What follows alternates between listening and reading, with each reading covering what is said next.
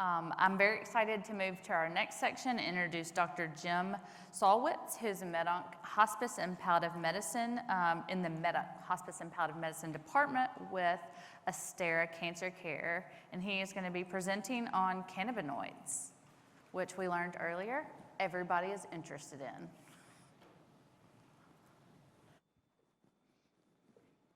Thank you so much. By the way, next year we're going to do the cannabinoids before the sex. So we just naturally got that wrong. So as I said, I'm Jim Salwitz. I'm a medical oncologist with Astera in New Jersey. New Jersey legalized medical marijuana, cannabis, about 8 years ago. We were a very early adopter of that, like immediately adopter of that. We've had several thousand patients now over these years that we have been able to prescribe medical marijuana for, and it's been a really outstanding journey for us. We've learned, a great deal during that time. I would propose to you that the main message to get out of this is that cannabis, unlike almost everything else we do, is not a specific thing about one particular thing. I mean, when we get into it, we thought we were talking about nausea, but it turns out that for us, it's become more about the general cancer experience, which, as we all know, really sucks. And it is about dealing with that broadly. It is really a holistic sort of an addition to the cancer armamentarium. And it's not just nausea or pain or anxiety or I can't sleep. It's kind of all the above. And we've kind of gradually built this into our armamentarium as we treat cancer patients across the board. We have a palliative care program, and New Jersey, about 1.5 years ago, legalized allied health providers to actually prescribe medical marijuana, and we're building that also into that program. So a key part of this is, like, unlike almost everything else we do, it's not just about one thing. It's about just trying to make dealing with cancer and everything else that goes around it, that much easier. So that's one thought. And then the other major thing is everything I'm saying to you at some level is actually my personal opinion. I mean, that's not quite true because a lot of other people share the same opinion, but there is appallingly little research in this area. I mean, some of the studies, I kid you not, have like 10 people in them or something ridiculous. And almost all the studies are retrospective. Almost all the studies are surveys, how much marijuana do you use? Where did you get the marijuana? And the reason for this is, as we'll go through a little more, but this is a Schedule I drug, which means it's classified by the federal government the same as crack and heroin, which means that you can't do research on it because you can't manufacture, you can't possess it, you can't take it across state lines. And in the major medical centers, if they're NCCN designated cancer centers, can't even look at it. I mean, I'm in private practice. I write marijuana prescriptions all the time for Memorial Sloan Kettering, Cancer Institute of New Jersey, University of Pennsylvania, because they can't write it, because it's against federal law. It's the same reason you don't have insurance coverage for marijuana. But this means we got like incredibly terrible research in this area. So I put that as a caveat. So when I say I think it's good for neuropathic pain, and frankly I think it's the best thing for neuropathic pain there is, that's really, I can't pull out a randomized trial that proves that. It's just, kind of our experience. So cannabis, marijuana has been in use by societies, by clinicians, by physicians. We've cleared data dating back over 3,000 years. There's probably some information that goes back almost 10,000 years. The Egyptians used it, the Indian continent used it, the Chinese used it, heavily in use for thousands of years. It came into Western medicine in about 1838 when an Irish physician went to India, discovered marijuana, came back in and brought it to the United States. And by 1850, it was part of the US pharmacopoeia, and most clinicians used it heavily in their practice through the late 1800s. It's not, because it's not water soluble, you can't inject it, so as injectable drugs came available, people used it less, but it was still widely used by clinicians through the 1920s into the 1930s. The AMA did a survey in 1925 that says physicians thought this is still a valuable part of their armamentarium. Unfortunately, in the 1930s, we had an interesting societal phenomenon, which we can get into at some point because it's one of those appalling things that happens in life. And the same people that couldn't succeed in prohibiting alcohol decided to go after marijuana, and they succeeded. So about 1937, you had the Marijuana Tax Act, which by itself didn't prohibit the use of marijuana, but made it very, very hard to possess it. And then it was pulled from the U.S. Pharmacopoeia by pressure of the same people in about 1941, and it got harder and harder, to prescribe it. More and more laws saying it was illegal. More and more people went to jail over this. And then we put the final stamp on this in 1970 by the Controlled Substance Act, which is what established, those things where, we know Schedule 1, 2, 3, 4, 5 drug. And that was 1970, and it was rated as a Class 1 drug at the time. Has no medical indication, may have high risk for abuse. Now, what's interesting, if you actually look at the conversations at the time, that was supposed to be temporary. They weren't supposed to leave it there. They just kind of put it there and said, we'll get back to it quickly. The New England Journal of Medicine had an editorial in 1976, just 6 years later, and said, wasn't it supposed to be temporary? What are you guys doing about it? And no one's done anything ever since. There's been multiple attempts to try to pull it off in Schedule 1, just drop it to Schedule 2, make it to the level of narcotic so you can study it, it's easier to move around stuff. President Biden actually last month again asked the FDA to take a look at this and try to decelerate, but we haven't done it at this time. So it basically became, no one could touch marijuana for a lot of reasons until about 1970, until 1996, when Proposition 213, the state of California, which the people said we want medical cannabis, and that was the first state to pass it. Since that time, 37 states now have various forms of medical marijuana acts. The 3 properties and the District of Columbia, where all have the ability to write various forms of medical marijuana. Now, in every state, it's different, because every state's had to come up with their own thing, so you can't do something federal. So every state, it's a whole mix. So like in New Jersey, in New Jersey, originally you couldn't have liquid forms, you can only have smoke forms. You can't grow your own, and you can have a maximum of 3 ounces. Now in Oregon, you can have 30 ounces. I don't know what you do with 30 ounces of marijuana. I have no idea what you do with that much marijuana, but you can. In Rhode Island, you can grow your own. You can't grow your own in New Jersey. If you grow your own, in fact, you and a bunch of friends can get together and have a marijuana farm. And grow lots of it. So it's a wide mix across different states. So you have to kind of figure out what your states. But the key piece of almost all the legislation was protecting your license, because you can't prescribe it because you have various forms of federal control over you. So, and I can't, as a physician, I can't prescribe it. So almost all the states, basically all the states, have gotten around this in a very interesting little quirk, and that is you don't actually prescribe it. You certify the existence of a diagnosis which could qualify as prescription. Technically, the state qualifies it, and New Jersey may be a small state, but you can't still arrest the entire state. So basically, you're just saying that the patient has a diagnosis that qualifies, and the state actually is the one that's dispensing and qualifying, and that's how they've gotten around that. In theory, the federal government could still go after this because it is cleared against federal law. That was stopped starting in 2014 by the Rohrabacher Act. And the Rohrabacher Act says that while it's against federal law, they can't do anything about that because it's a Schedule 1 drug. It is against federal law to use any federal funds to go after medical marijuana offenses. So it may be against the law, but you can't spend money to send out a sheriff or a cop, the FBI. So that's why no one goes after it, because the federal government is prohibited from doing that. So you've had a whole range now of medical marijuana laws passed around the United States. Some have been passed by legislators, some have been passed because of votes, and they're a mix of different marijuana, but you can now get marijuana in 37 states. Some states allow you to transport it they recognize other states' permits, other states don't, and it's this wide mix, but it is more and more widely used by clinicians. So what are we talking about? So basically, we're talking about the products of two plants, sativa indica, plants and stuff, and the drugs that come from that. It comes in a wide variety of forms, as you're undoubtedly aware. You can get marijuana can be smoked. Marijuana can come in tinctures. Marijuana can be edible. Marijuana can be vaped.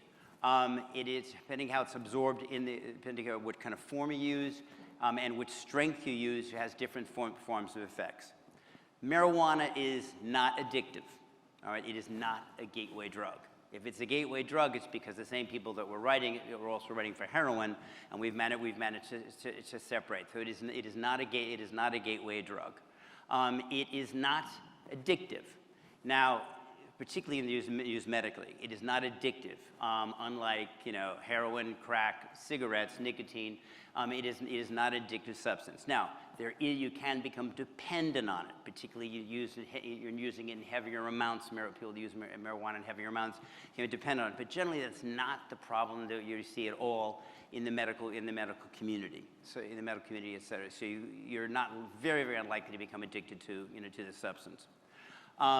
It has very few other drug-drug interactions. I mean, you can take it with an opioid. You can take it with almost all the other drugs that we use. You can get a dysphoric reaction to it.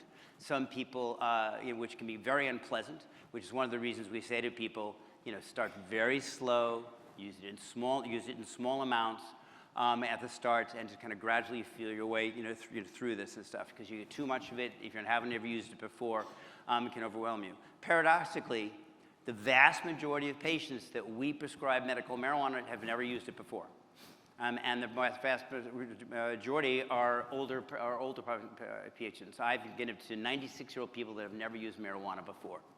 And we've also given it to much younger patients, et cetera. But it can be used in this vast range of ages. Have used it and used it safely. It has very few drug-drug interactions. And it is, and therefore is fairly safe to use. But you do want people to start with marijuana, using it very slowly, in small amounts, et cetera, and kind of gradually getting used to it. Now, the major ways that benefits that we've seen in marijuana have been across a wide range of symptomatologies. So it's very good for the kind of the holistic approach to to patients that have cancer. First of all, it is actually really beneficial for nausea. And a lot of people that are dealing with nausea either directly from the disease, or from treatments, it can be tremendously beneficial as far as causing nausea. It's really good about in anxiety, and anxiety that comes from having cancer, having this disease, and that can be tremendously beneficial. And in the same way, it can actually be really good as far as appetite. It is actually, we think, often the very best drug available for neuropathy and neuropathic pain. I mean, I think it's better than Lyrica. I think it's better than gabapentin. And that's in my experience as far as being able to prevent neuropathic pain and deal with it. It is also obviously widely used. And each state has its own list of things that you can use it for. New Jersey just has a list of about 15 different things, but one of them is anxiety. So I figure if you live in New Jersey, it probably qualifies. You can use the marijuana in that state. But people do use it for symptoms of multiple sclerosis, and we have seen benefits of spasticity as far as that, and be able to deal with that. It's actually is certified for the use in glaucoma. I just can't figure out how you measure that. But people do have used it for that. But in the cancer patient, it is very good just dealing with the entire cancer experience, the entire cancer gestalt. I have patients at every age that use this just to get by day to day, as they function going forward, with the disease. So that's been a major benefit, for many of our patients. Marijuana is not a gateway drug. I mean, you don't use this and then start moving into using other narcotics. In fact, there's been some interest in using marijuana not as a gateway in dealing with narcotics and addiction stuff. Although I don't think there's a significant literature, supporting that use. It is helpful dealing with various sorts of other aches and pains as far as using it. So, how do you use this? How do you use this drug? So marijuana, as we're all kind of used to it, is we talk about it's smoking marijuana. Very few cancer patients want to smoke marijuana. I mean, it's usually the patients that already have a history of using it, they're comfortable smoking. it is very common for people to want to, to vape marijuana, using either a preloaded vape syringes or using a vape misting device. We think that vaping is probably the best way to do it, although a lot of patients even then don't want to inhale something, even because maybe they've had some sort of lung issue, et cetera, or they have lung cancer, they're afraid to accelerate that. But the advantage to vaping is it works very, very quickly. It works in 3 to 7 minutes, and therefore you can adjust the dose closely. You use a little bit and it rapidly occurs. The other thing that vaping is a good thing for is not only that fast time frame and the ability to adjust it, but when you use all of the edible forms, they're transformed in the liver to a slightly more active form. And what happens with edibles and people that aren't used to it is they take one piece of brownie and nothing happens. They take another piece of brownie and nothing happens. Take the third piece of brownie, now 2 hours come on, the first brownie hits. And then that is a slightly more active form, and then they get a paranoid effect, they get an anxious effect, things happen, and so they get overwhelmed by that. So if they're using edibles, which a lot of people are just comfortable doing, we caution, first of all, it takes a while to work. It takes a couple hours. Take your time, use a little bit at a time, and adjust it carefully. But if I have a choice, if someone listened to me, and I'm not sure how many of your patients listen to you, but not all my patients listen to me, I will have to recommend that someone vape, because they can adjust, they can get a little bit, they can wait 3 minutes, 7 minutes and stuff, see if it's improved their symptomatology, and they can take a little bit more. Again, they're not trying to get high. So when you talk about recreational marijuana, I don't know if you know some of these numbers, but recreational marijuana has changed a lot from when I was in college, back in the 60s and 70s. And back at that time, recreational marijuana had somewhere around 7 to 8% THC. But recreational marijuana is up to 15% THC. That's a lot of THC, THC. And so that hits you. That much THC can hit you very, very hard. So medical marijuana generally has less THC because the goal is not to get you high. So it balances out THC, the stimulant, the psychoactive form in marijuana, with CBD, which is, if you're thinking of it, you're thinking one is a stimulant and one is a sedative. Now, actually, marijuana is significantly more complicated than that. So there's some 400 chemicals in marijuana, 400 in cannabis, and it's between some 70 and 115 different cannabinoids, psychoactive drugs in that, which is incredibly complicated. We're used to prescribing things that have one drug in them or two drugs. So it's a much more complicated compound, and they all interact with each other. So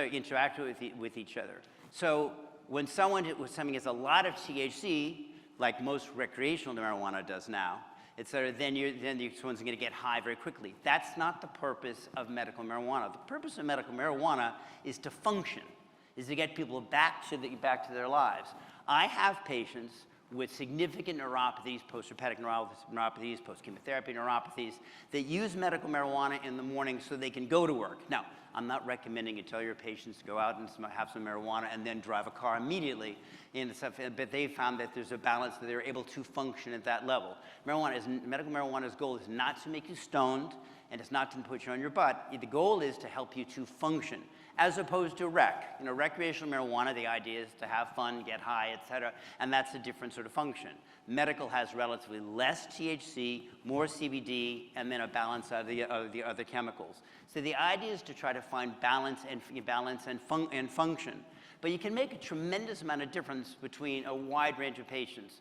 So I have a 93-year-old patient, she actually just recently died, 93-year-old patient with significantly advanced cancer, who was basically at home, bedridden or near bedridden, just really near the end of her life, and her great-granddaughter was getting married in Florida. I'm in New Jersey. And there was clearly no way she was going to get there. So the family, she came to me, and we suggested that we try using medical marijuana. So she was able to go to that wedding, even though she had significant active disease. Go to that wedding briefly, I'm told, dance at the wedding, and then come home. So we allow, that's the purpose is to get you functioning again. I have, as I said, I think, neuropathies, which so many of our patients deal with, are incredibly major challenges. And we've seen a lot of patients, significant improvement in their neuropathies because of ongoing use, because of marijuana. But again, the idea is you're balancing out functionality. You want people to get out, and they want, and want to be able to live in their lives and stuff. And that's what we use it for. I mentioned before that that we're starting to build this more and more into our palliative care program. So a lot of our patients are coming to at the very start of care saying, let's get you registered. And in New Jersey, getting registered takes a couple weeks. This paperwork, fine, big deal. But once they're registered, then they can just go out and they can buy this and stuff as they need this. Most states have marijuana counselors and stuff, the same people that are selling it. Every state has got different kind of structures and stuff, how they divided up the law, how they gotten around the federal law. But they need to sit down, send your patients, have them sit down and discuss, what forms of marijuana, how they want to use it, when they want to use it. And then I suggest that they caution, a little bit slow here. Now, like I said, I'm a big fan of vaping. It doesn't have smoke, it's easy to inhale, it works in 3 minutes, and I like the fact you can adjust it easily as opposed to finding yourself on your butt 3 hours later. But, whatever it is, take it slow and kind of work and figure out what is right for them. But a lot of patients find that they're gradually able to balance this and use it in complement to anything else. I mean, you can use this with a narcotic, it's not a narcotic. You can, for having other pains, they can use it with other drugs. And they've kind of build this into their lives as they work forward. And I have a lot of patients that have used this continuously through active chemotherapy, post-chemotherapy side effects, dealing with their other issue of life. Major side effects, are pretty unusual. Don't forget, marijuana is not addictive in the sense of a narcotic, nicotine, et cetera. Now, you can be dependent on it. That generally is not a problem for the cancer patient because they're not using that large amounts and they have other focuses. But you want to use caution just as far as using it over time and kind of building it in. What's the effect going to be of recreational marijuana on this? So in the state of New Jersey, the effect of recreational marijuana, because we had medical 6 years before we had recreational marijuana, and they are different products. First of all, I don't know if you've ever been to a marijuana dispensary. I love the ones in Colorado.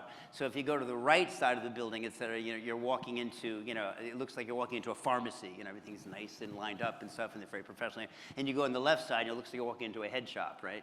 Everybody's all, half the people in the room are already stoned. So New Jersey's kind of separated the same way. But basically what you're dealing with is high THC versus low THC products and the counseling and the support you get from that. Recreational marijuana has that advantage is it's putting more money into this. So that hopefully, in New Jersey, we're now seeing more products. I mean, for a few years, all we had was grass, buds. So people either had to smoke it or they had to make themselves into tinctures or oils themselves. Now we're seeing, because rec came in, we get more money and stuff. So now you're seeing preloaded ampules. We're seeing more edible forms. We're seeing, various sorts of drops. You're seeing more topicals. So you kind of put more money and more interest into this area, which has expanded out.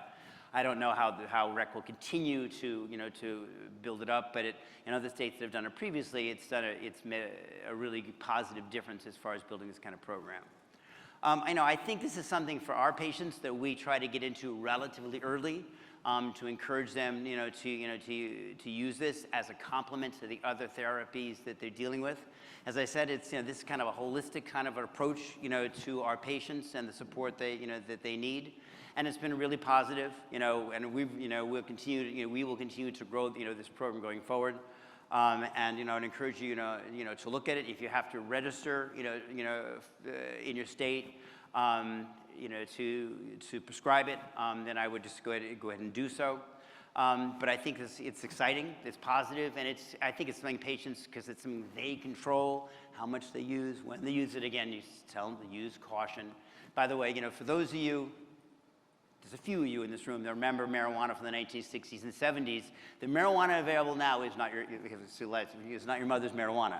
The marijuana available now has much more THC in it. So you have to tell people, take it slow, even if you had experience before, et cetera. But in medical, they're always relatively low THC products, so, so it's much more easier. So this is a really positive thing, and I would encourage you to look at it in your patients and to encourage it in your state if it's not yet legalized, because I think it is something that's positive we can do for our patients. It gives them something that they are in control of, something that helps them balance out their symptoms and just deal with this whole journey, which is terrible enough as it is. So thank you very much.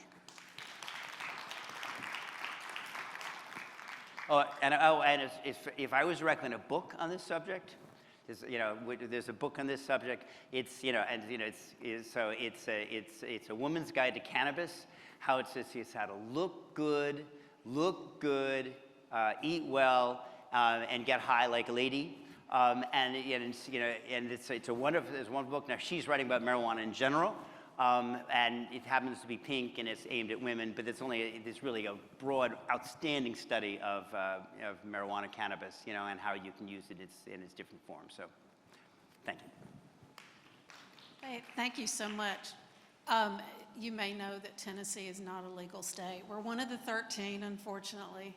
I work in an integrative oncology program here in Tennessee. So there are a lot of people using cannabis, of course. A couple of questions. One is, how do you feel about the use of cannabis with patients on immunotherapy? So the question comes from immunotherapy because there's some question about what marijuana may cause immunosuppression. That's where the question comes from. And this goes back to the problem of, God, we need research. Yes. Because that's basically, that observation comes out of only a couple small studies, et cetera, and it's completely confounded. I have used marijuana. I think the limited data we have was on high THC products, and I have used it. I haven't seen any conflict, et cetera, but it goes right to the question of it. So, and by the way, walking down Broadway last night, it is hard to believe this is not this is a marijuana state. Well, and we do have Delta 8 and some other Deltas that they're selling, which are the distilled, hemp products. How do you feel about those? Are those really? So there are a lot of CBD. CBD. They're safe for patients to use. So the answer, that's two different questions: safe and what I feel about them. So, okay. So there are a lot of no, that's good. So there are a lot of CBD products out there. So marijuana, cannabis, if it has more than 3% THC, is classified as against the law, and against federal law, and certainly against the law here in Tennessee, and is classified as marijuana. It's less than 3% THC, it's classified as hemp, and is federally legal, and that's with all these CBD products. And the problem is you got no controls. I mean, the FDA is not looking at this. The quality variation is all over the place. So my patients all the time bring in, I found this, I get this, and I have the extraordinarily intelligent answer, I have no idea. You're likely to be hurt by them, I doubt it. I had such tremendous success with the use of medical marijuana at the time, last few years, that I've tried to push people over in that direction. There's tremendous variation of quality, and if you're taking something that's edible, that makes me nervous. And even if you're looking at the pure CBD, so again, if you look at THC, if you look at kind of the stimulant, CBD is the sedative, and then plus you have at least 70 other cannabinoids in it, et cetera. If you're looking at that balance and stuff, I think that THC has a lot to do with the benefit of it. Okay, and I have one last question. So you talked about chemotherapy-induced peripheral neuropathy and how beneficial it appears to be. Do you ever start patients on it before they develop peripheral neuropathy in hopes as a preventative? As a preventative. So we sign a lot of our patients up for the state marijuana. New Jersey's program is the doctor has to register them, and then they have to register online, and then they have to go buy it. That's New Jersey's program. We line up people up from the start. I don't know of a reason it would be preventative. So it's a different. So the way marijuana works is there are two receptors, CB1, CB2, CB1 is central, it's what gets you high. CB2 is peripheral, it has to do with anti-inflammatory and probably pain proprioception because of neuropathic damage. I don't know of a reason that it would be preventative. And I guess maybe just thinking, because I haven't thought about it this way, if I had someone on a taxane and I wanted to keep asking them if they're getting neuropathy this week, maybe I want to know about it, early on. But we certainly have kept, had people on afterwards. And by the way, it's just not chemotherapy-induced neuropathy. I mean, it's diabetic neuropathy, it's postherpetic neuropathy. I saw a colleague's wife of mine not long ago who had a post-trigeminal neuropathy in her face. The woman hadn't worked for 10 years and had everything done for her like this. And he said, and I don't know, we had a conversation. I said, let me try sign her up for cannabis. It's her mental, and she's like, back to work, functioning, et cetera. So I think it's in my experience, non-randomized research, and again, I started with that, I'm ending with that, et cetera. It beats Lyrica, gabapentin, obviously any narcotic, by far for any neuropathy. It really does. Other thoughts?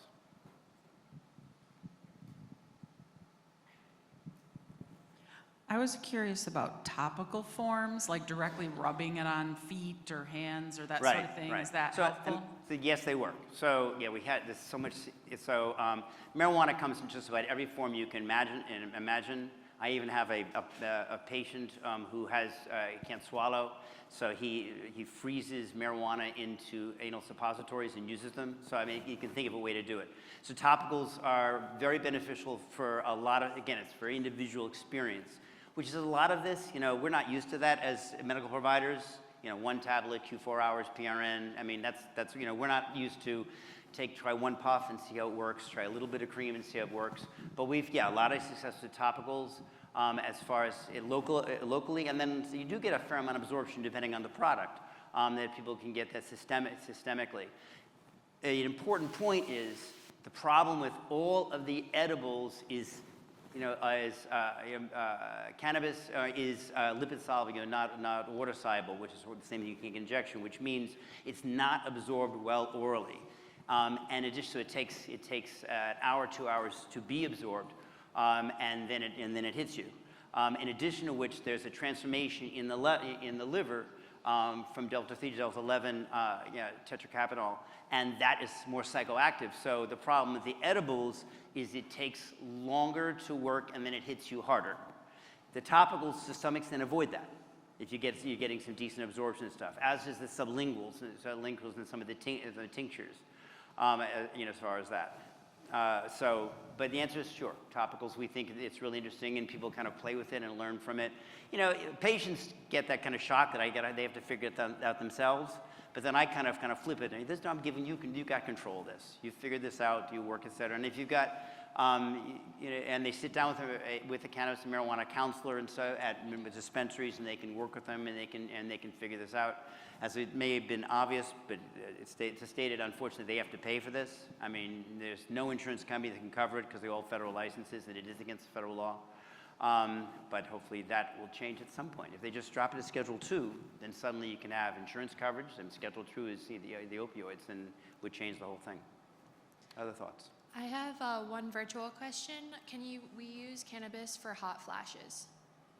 I definitely have patients who said that that's beneficial. I cannot cite a research study for it, but patients definitely have used that. And it's interesting enough for men and women hot flashes. I've had some success with that. Great, thank you. All right, thanks very much. Have a great evening.